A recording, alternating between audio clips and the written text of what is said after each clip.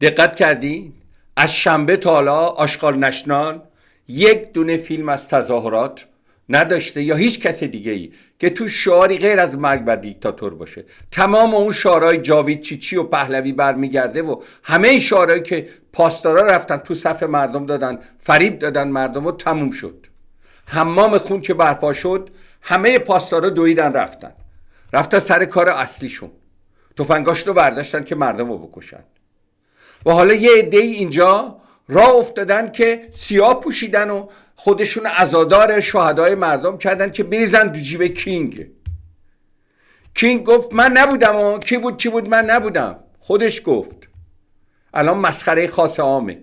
این کاریکاتور پشت سر من مال نشریه چارلی ابدو تو پاریس، میگه پسر شاه همون قدخره که ملاها.